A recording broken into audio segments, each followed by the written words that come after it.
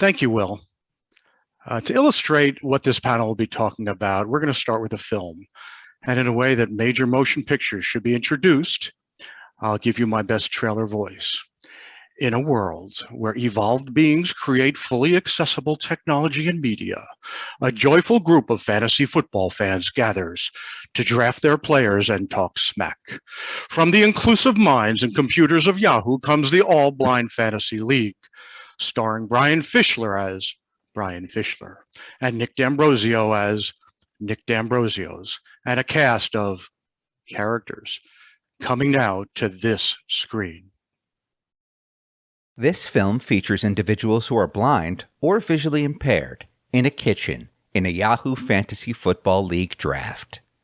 The group of 10 men and women sit around a table, listening to their laptops and smartphones with earbuds. A title appears. Yahoo presents the All Blind League.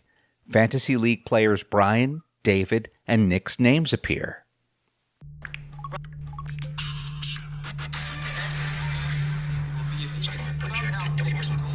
Player ads 0. Game scheduled for Monday, 8:15 p.m. at Las Vegas Raiders. Lamar Jackson, QB. Baltimore Ravens. Video available. Playing fantasy sports is my way to connect to the games that I grew up loving. Austin Eckler, undisclosed, is not practicing Wednesday.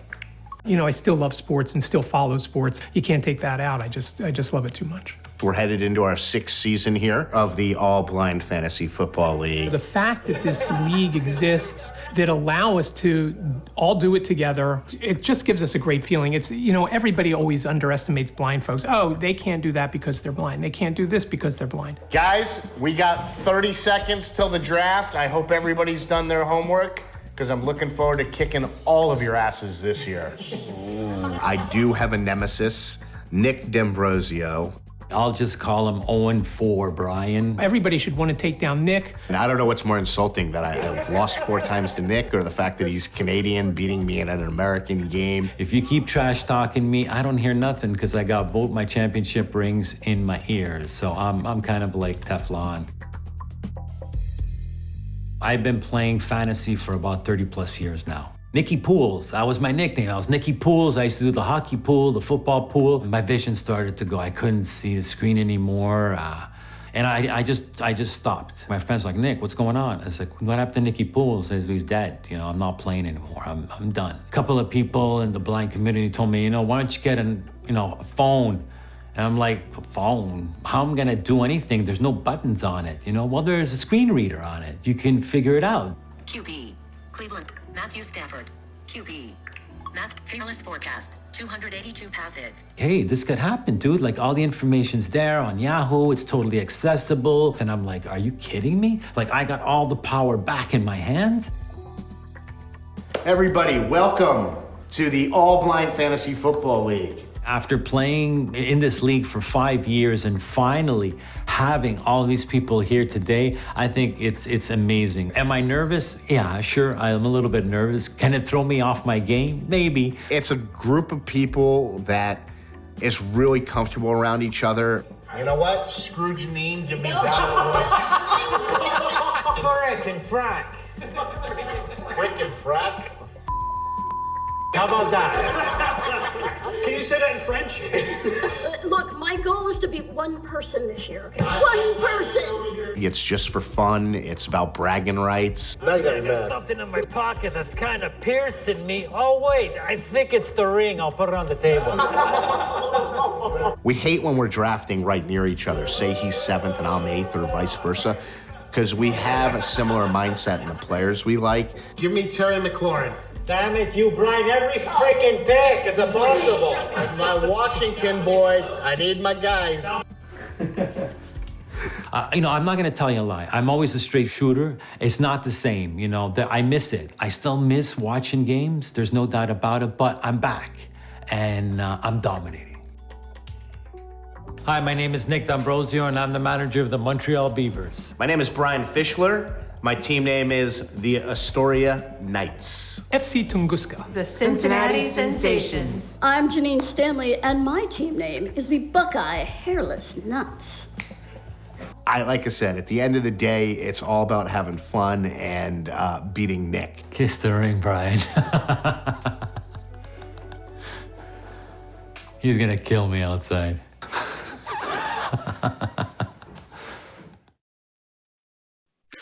We have an amazing panel today, and we're going to start off in a moment with Brian Fischler, the talent, which we hesitate to call, of that film. And he is also the commissioner of the All Blind Fantasy League. Joining us today will also be Sukriti Chadha from Spotify, Oliver Warfield from Peloton, Alwar Pillai from Fable, and Christine Hemphill from Open Inclusion. But let's start with Brian. Brian, tell us a little bit about yourself, introduce yourself, and how you came to have such an effect on this particular product, Yahoo Fantasy Football. Sure, Larry. Thanks for having me today. As you know, I'm a longtime fan, first-time caller, I guess. And I am obviously blind. I am a tech enthusiast, and probably the thing that's most important to me after accessible technology is fantasy sports. I have this weird attachment to the game, as I mentioned in the documentary, where it connects me to the games that I love, primarily baseball and football as a kid. And I went back recently and found the email that I had sent to the Yahoo accessibility team.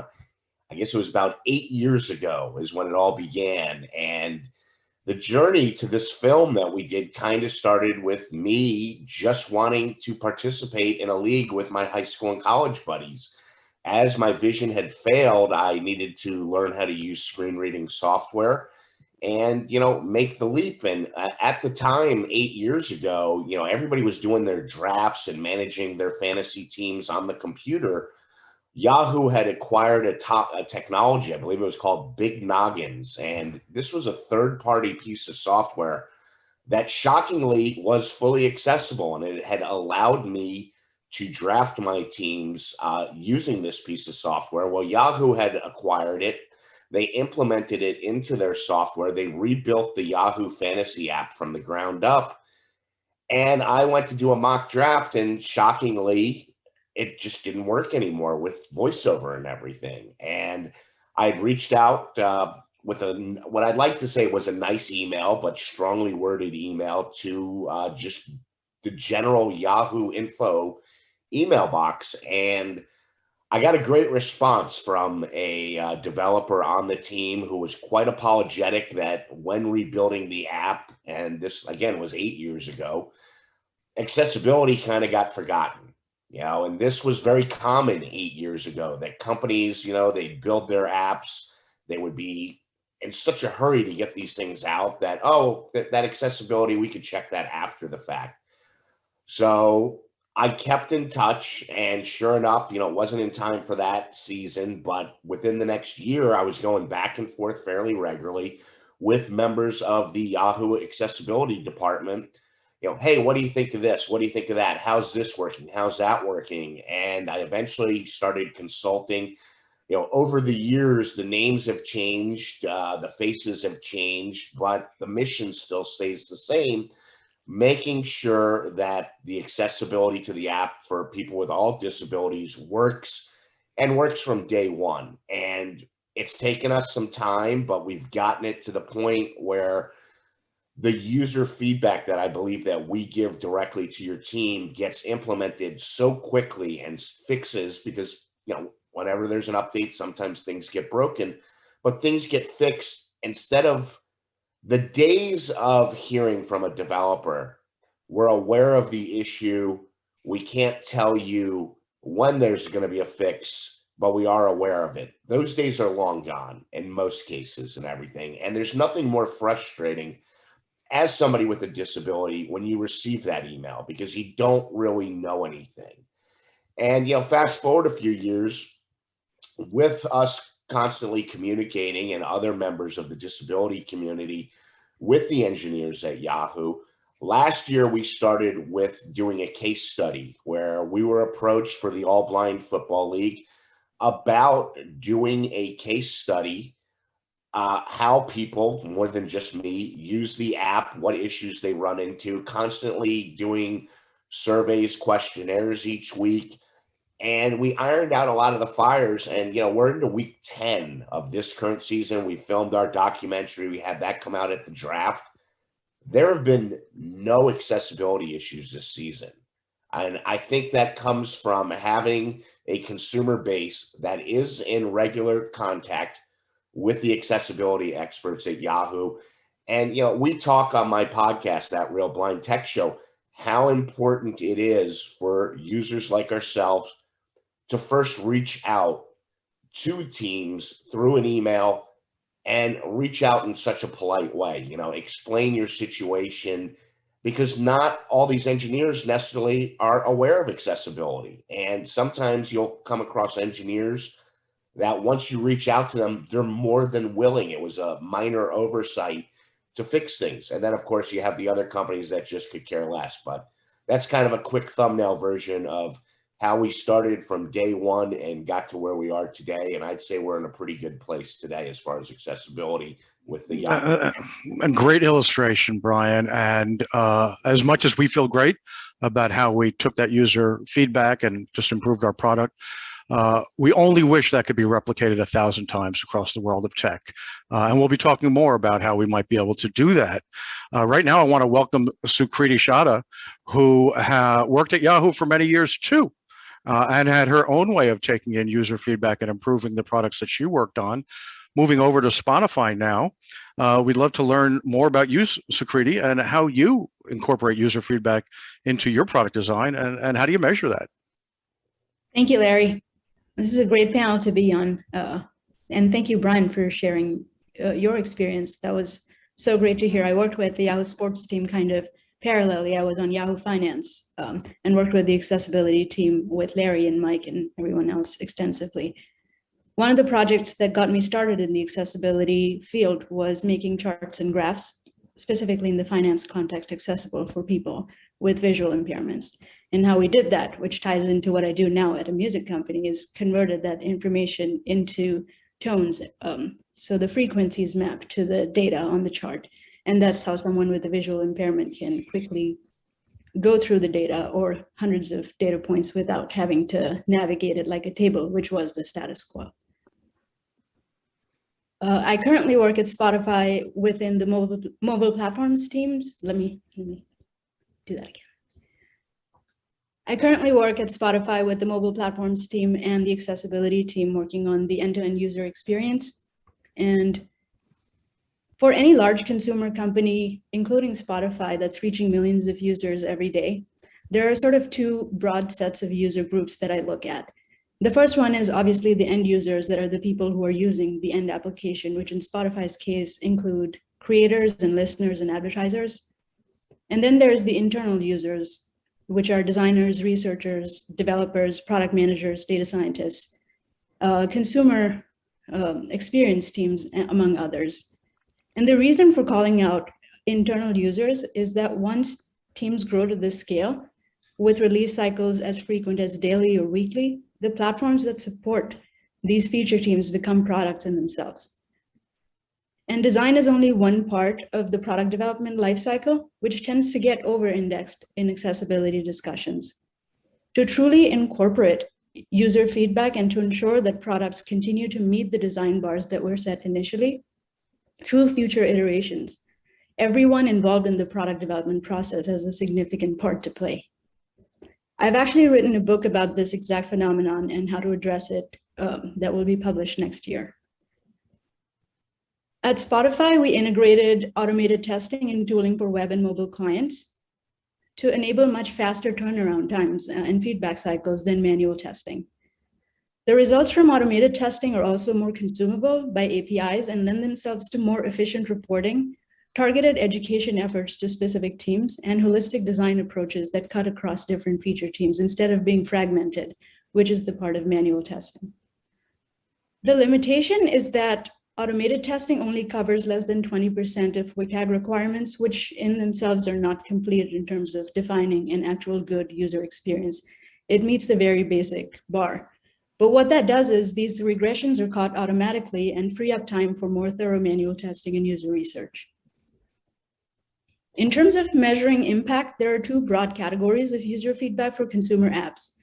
The first one is explicit feedback, which is in the form of user research, customer service reports, App Store and Play Store reviews, and social media. Implicit user feedback is the data that we instrument and collect around user flows. This one is slightly more explicit and tricky for a couple reasons. The first one is that traditional engagement metrics such as time spent can be misleading in the accessibility use case. This is because someone with a disability might be spending extensive amounts of time on a given screen, which is supposed to be quick and frictionless. So we need to be very intentional about looking at this data and the metrics that we see as good metrics overall, but might be actually counterproductive for the accessibility use case. Another reason is measuring by cohort can be challenging because accessibility settings data is sometimes considered health data and you can actually not collect that data. The third challenge is that the intersectionality of disabilities and unique user needs that stem from it. So it makes it hard to figure out exactly what's happening with which cohort, and there might be other disabilities at play. And the overall approach for dealing with the implicit feedback and making sense of it is to take these different pieces of feedback, collate them, and where there is ambiguity, fall back on the explicit user feedback by engaging with real users. For internal users and the tools that I spoke about before, the impact can be measured by the usage, the response rates, things like surveys, which are internal, and then the success of all of this ultimately shows up in a successful, good user experience for the end user. That's basically what I have.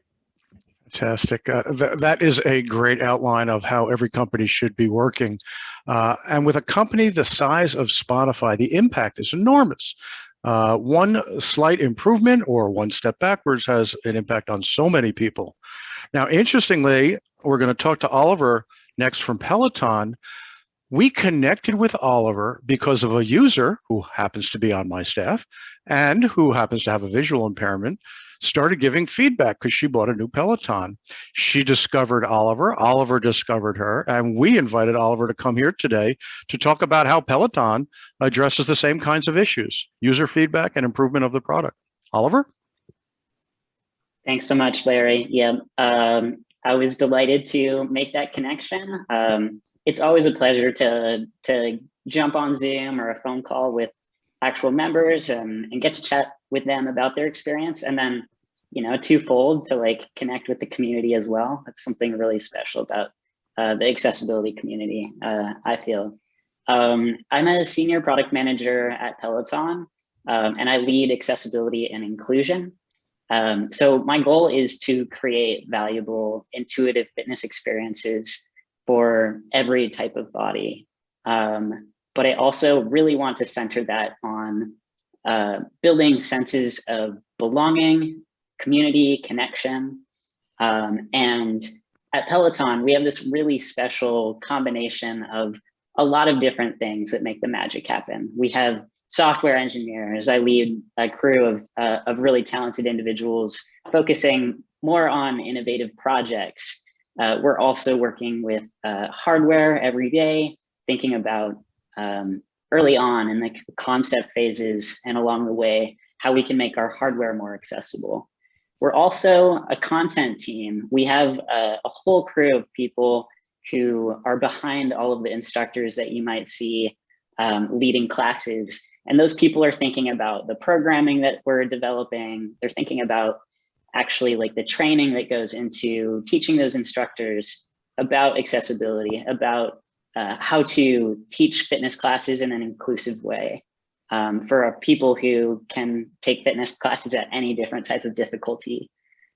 We also have retail stores. So you're thinking about like real life places where people gather, where we want to make sure as someone comes in, they have a really wonderful experience. And I focus mostly in the software and hardware space, but I'm a huge champion across all of those teams, thinking about what it means holistically from the instant that someone hears about Peloton, maybe from a friend or through a marketing channel, all the way through to the delivery process, and then also like new software releases that we're launching, making sure that they have all the tools that they need to really have a delightful experience.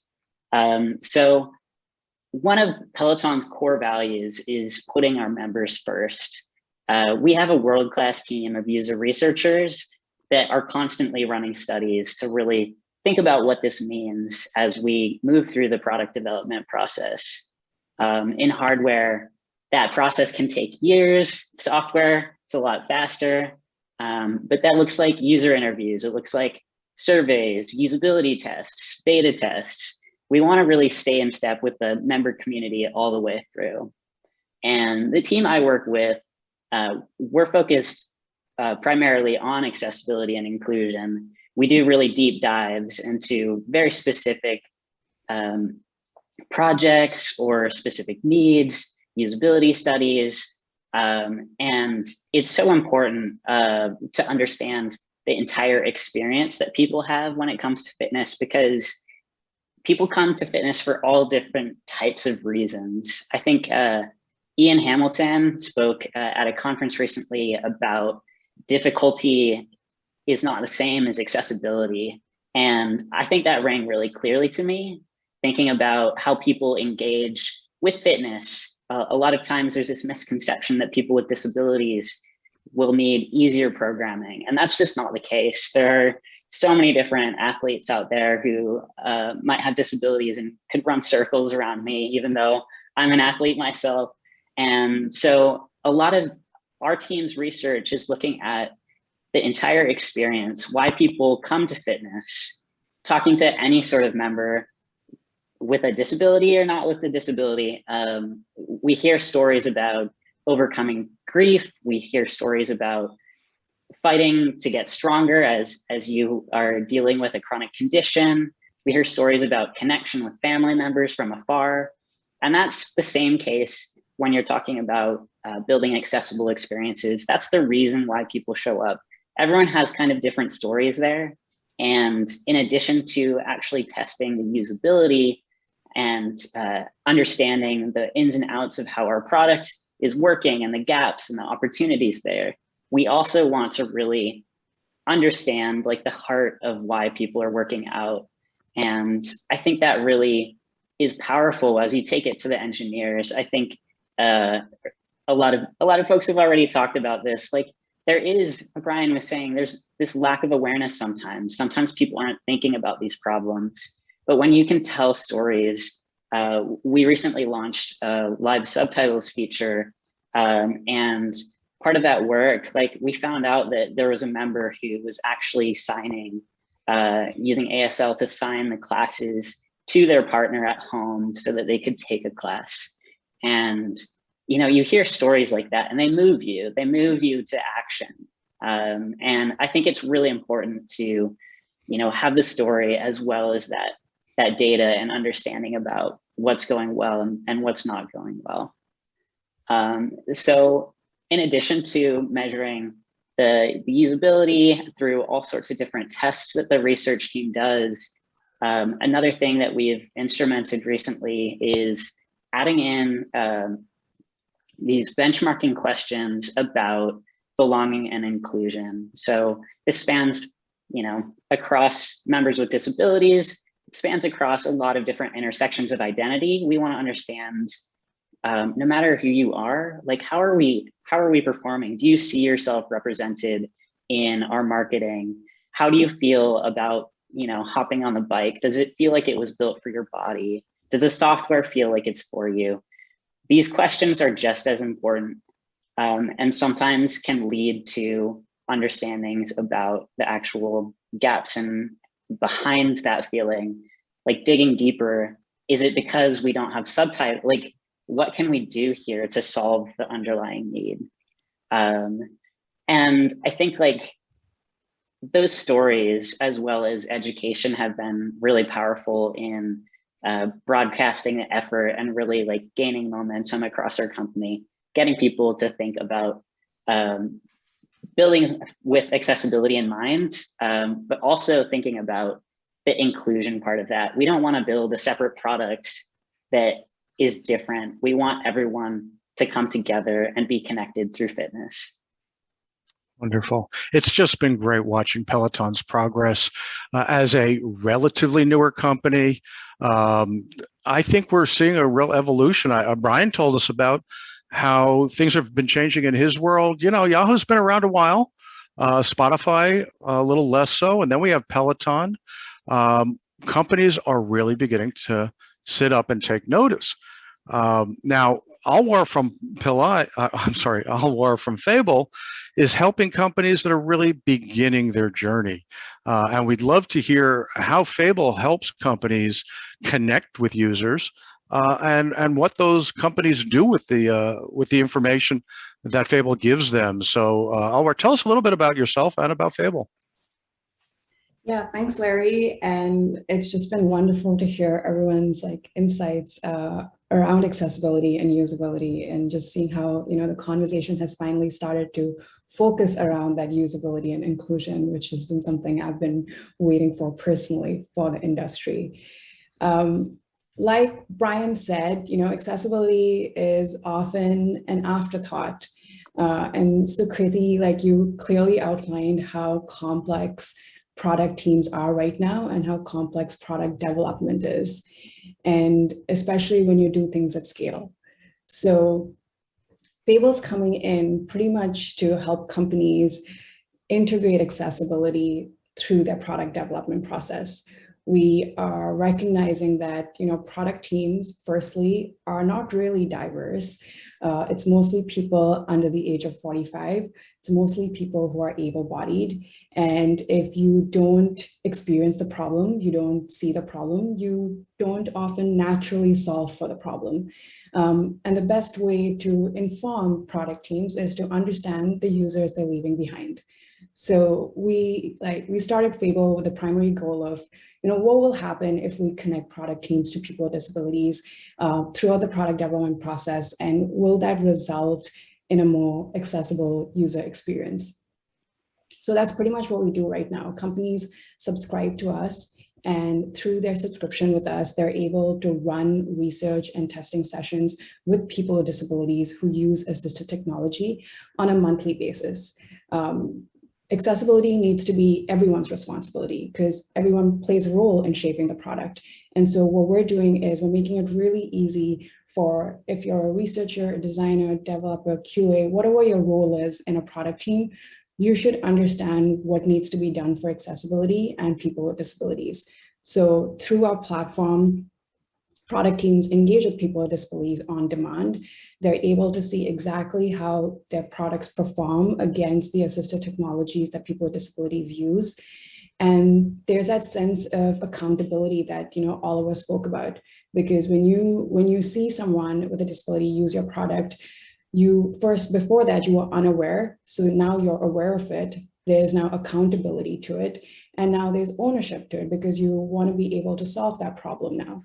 So our goal is to make sure that you're thinking about this throughout the product development process. So we make it really easy for you to collect those insights.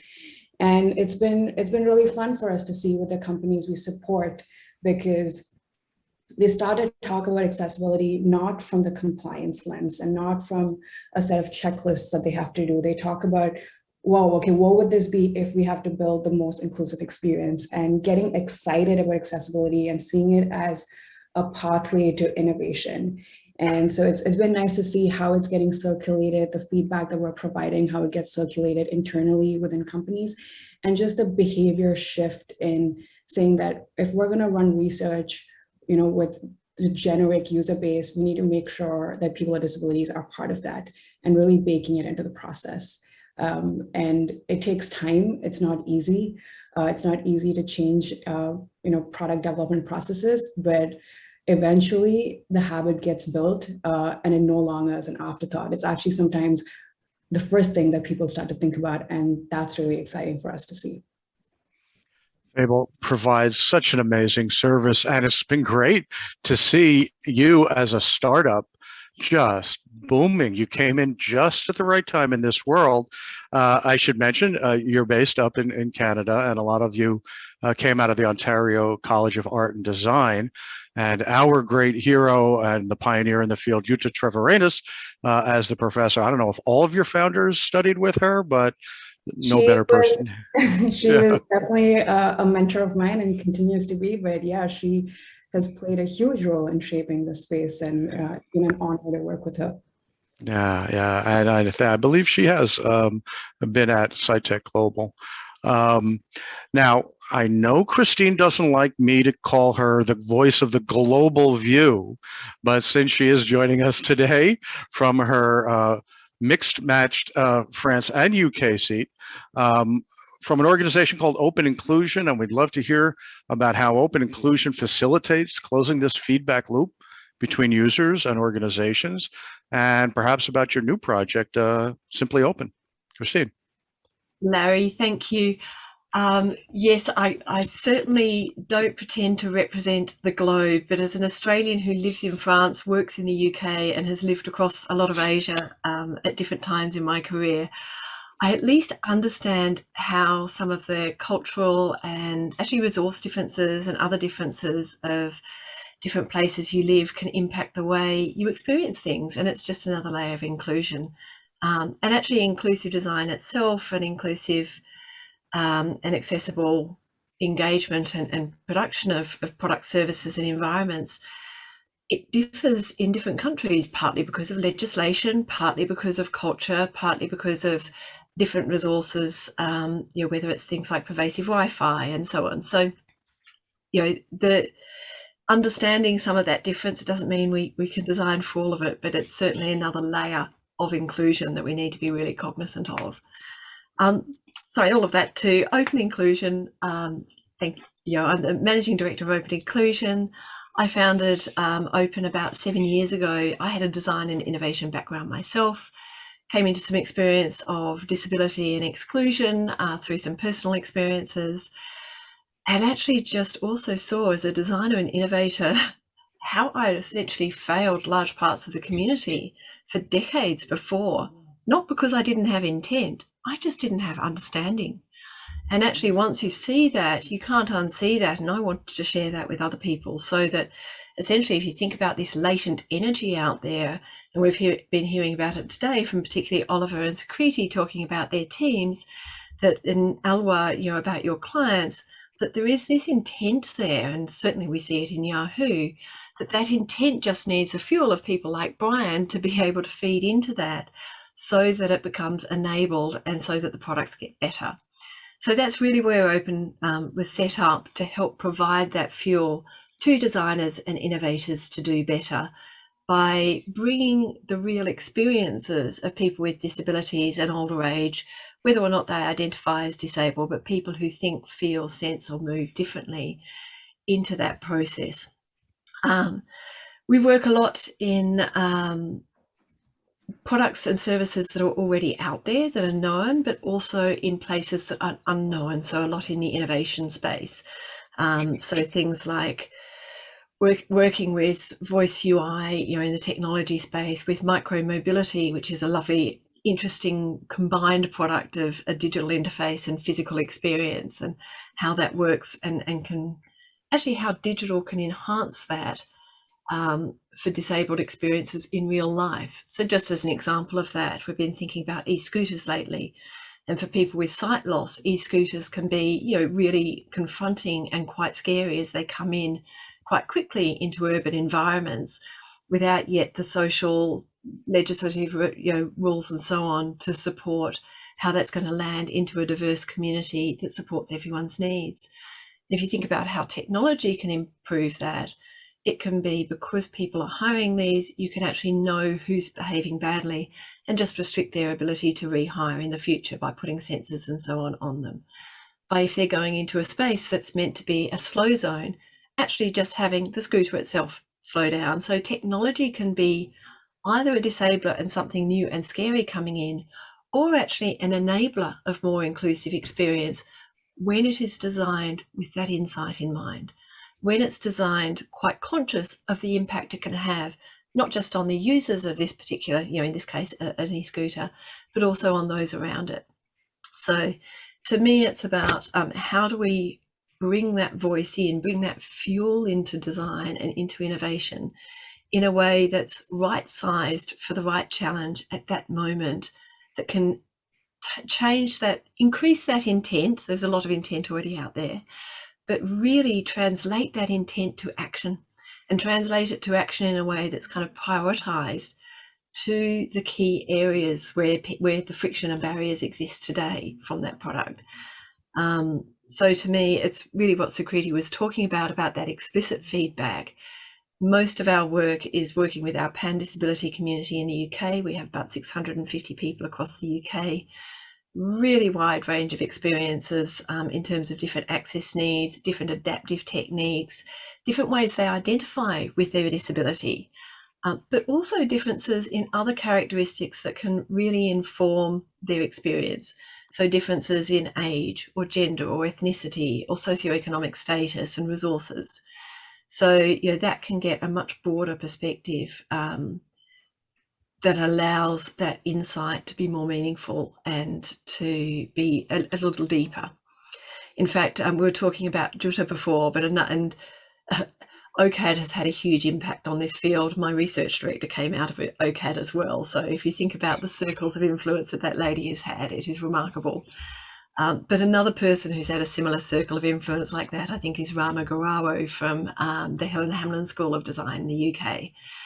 And he talks about if you start at the edges, you get the center for free.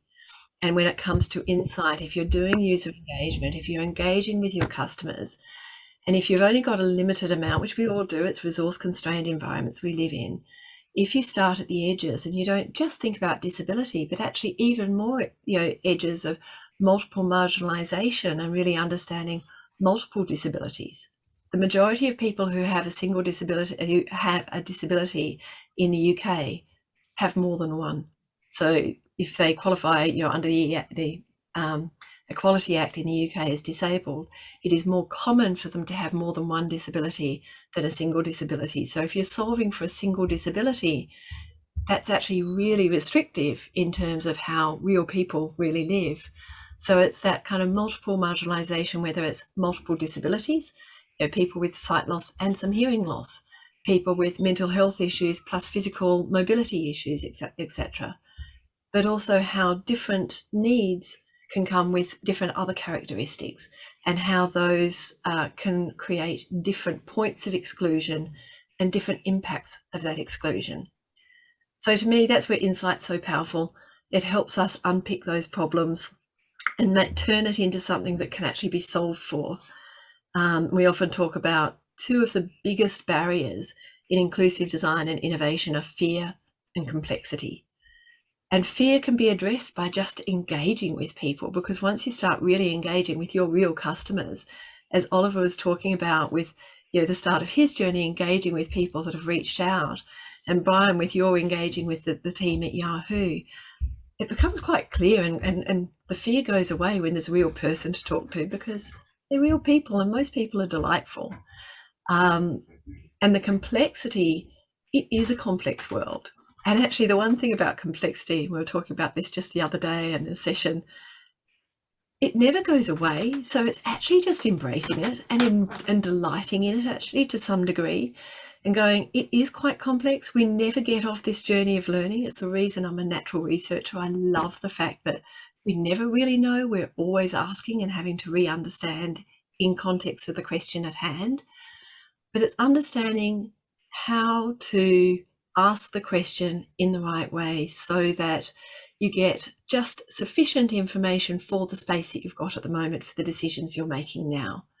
And that's where, you know, whether it's working with an organisation like Fable or ourselves, that's what we're experienced in. First and foremost, we're researchers, so we think about how to ask that question, and particularly in inclusive research, in a way that is specifically inclusive. Because if you're running standard user research or user experience research, but with people with non-standard needs, that might exclude people by accident or actually, you know, in quite significant ways, just in the formats of research you're using themselves. So you know, really, Christine, I wanted to just mention, because I was going to start some Q&A now, and I was going to ask you about cross-disability, but you've already answered that, so that's great. But I should mention, and we're going to do some questions and answers now as our time runs down. I will ask each of you a certain question, but everyone should jump in if they feel comfortable with that. And one of the things is your great leadership in our virtual reality XR access initiative, and a lot of that's about hardware. and software. And Oliver, you mentioned today, you're one of the few of us who has to deal with hardware accessibility. That's a lot harder, isn't it? Tell us about those challenges about hardware accessibility and the cycle to improve your hardware. It's true. And this is actually my first experience working in the hardware space. I joined Peloton back in February. So I'm still learning, but I learned very quickly that these things take a lot of time. Often you're looking at years of product development. So you have like early concept phases. You might make like one prototype, and then you're testing that a little bit. And then you go into an alpha phase. There's a lot of like, a lot more testing that happens there. You're thinking about safety, you're thinking about all sorts of different things that go into that under like stress testing. And the further along you go, you get into like beta phases, and all of a sudden you're like working with more members or people within the org who haven't worked directly on the product to get feedback. But the further along you go, the closer you are to launch, the less anyone can make changes. You're also looking at, once you actually launch a product, we can talk about like AirPods, for instance. Like once you launch that, you're locked into the hardware that exists there. Once we launch like Bike or Bike Plus, like that is the hardware that exists that now I have to take and like use that tablet and build software to improve that experience. So I think like a really key example that if anyone on here is a screen reader user who has a Peloton bike will know, we have Android tablets, and talking to a lot of our members through the screen reader research, many members are used to Apple products. They're used to VoiceOver. So we have this kind of challenge here that's built into the hardware that these decisions were made, you know, before my time. And we have this new kind of operating system that people are having to learn how to use. There are different limitations there. And so, yeah, you do have challenges there. You do have to not just like think creatively there, but also talk to members and understand where their expectations lie and what education you can do to help them onboard to a new system, what we can do to, you know, tweak TalkBack to make it behave more like they're expecting it to. And then kind of outside of that environment, the retail experience, like I was saying, the delivery process, how can we educate the people who are facilitating that to give folks the best experiences? And then finally, the content that we have. I think this is a really huge one. How can we work with our instructors, the people who are actually getting people super excited? Cody, like getting, like just rallying all of that energy, but doing it in a way that people can understand, not just follow me in this action, but like a key description about like how to perform a squat. And that helps everyone, you know, assuming that beginners understand exactly the mechanics by watching someone, but also people who have low vision or who are blind can benefit from that additional description. So I think it spans a lot of different areas, and we're under unique constraints there. So we do have to work a little bit differently, and a lot of the work that I do in thinking about accessibility comes very early in the concept phases of hardware development. And then also looking at potential like add-ons or education that we can do given the hardware constraints that we have already launched. Well, you know, in the tech world, it's known hardware is hard. The notion that we can fix a bug overnight and you have to wait an extra year or two, boy, that's a rough one. I want to ask Brian a question right now because you've dealt with this so much. What have you found is the most effective ways to communicate with companies, to give them your feedback? If they're not asking you, how do you communicate? What's the best way that you found to get your voice heard? It's funny, Larry, I get asked that question quite often from friends or people I don't even know that just reach out to me. in the blindness, low vision community, and I always quote Dalton from Roadhouse, which is be nice until it's time not to be nice. And you have so many ways in every app or website, you could almost always find a information email. And companies nowadays are begging and dying for user feedback. I mean, for crying out loud, every freaking Amazon delivery I get wants me to rate my experience with the delivery driver if there were only so many hours in the day. So I do find, though, of course, a lot of people that are working on these apps and websites, they're extremely busy people. And what I advise people, be concise, get your message across, but be concise and to the point. And at the same time, you've got to tell a little bit about yourself to humanize that contact. Don't just start throwing a rambling email together that's 17 paragraphs. Nobody's going to read that. You know, direct and to the point is the way to go, what your experience is. And I can't emphasize this so much. Pardon me, let me say that again. I can't emphasize this as much. Proper grammar, proper spelling, be professional. That's the only way you're going to get a response. Be polite. And then, you know, when it's 3 years down the road, that's when you go to Twitter and just absolutely start blasting the company for not fixing their accessibility like I have a habit of doing. So that would be You had a wonderful opportunity to do that when you were invited to a party at the Yahoo headquarters in New York and sat down next to the CEO and made a great impression, being professional, but pointed. Oh, and by the way, you started with praise. And then, by the way, this could be fixed a little bit. It worked beautifully. Now, Alwar, you are dealing with companies that are looking for feedback. Maybe they don't know how to get it aside from directly through your testing. So do you have recommendations on how to close that feedback loop for companies and for users? Yeah, I think Brian's point is, yeah, companies are obsessed with user feedback now, and there's multiple channels that you can leverage to provide feedback. Unfortunately, some of those channels are still not accessible, and companies need to work on the methods they're collecting feedback directly from their end users. But I think we're seeing a change in the way companies are getting comfortable to talk about accessibility. I would say many years ago, it was very much, there was a hesitation because if we make an accessibility statement, we will be held against it. And what if our products are not to that standard? And so the only time companies felt comfortable was when they were actually confident about their products and the progress that they've made.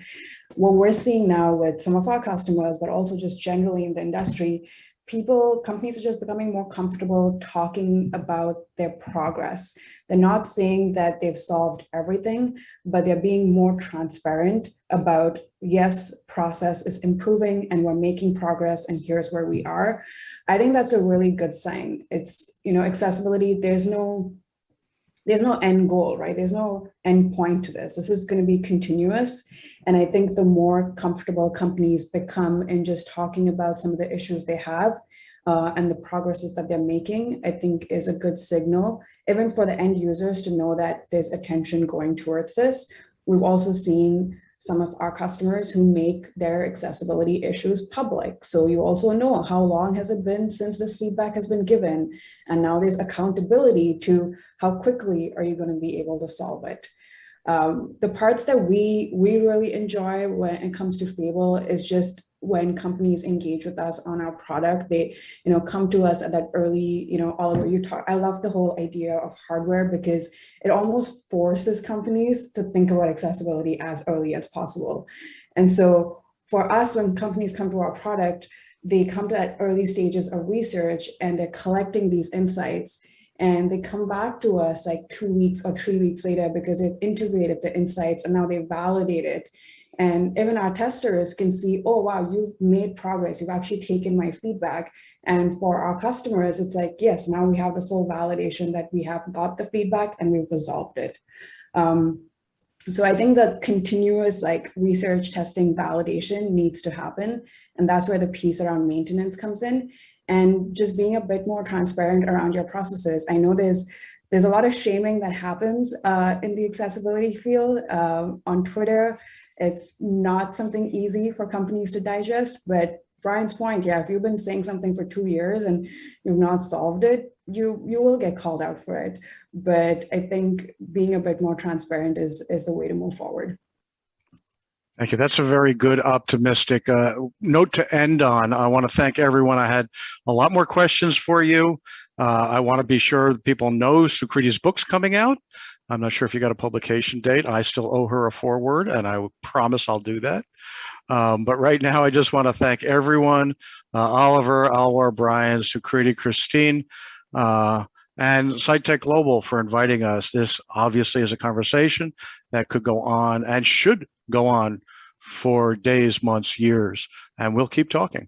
So thanks everyone for being here.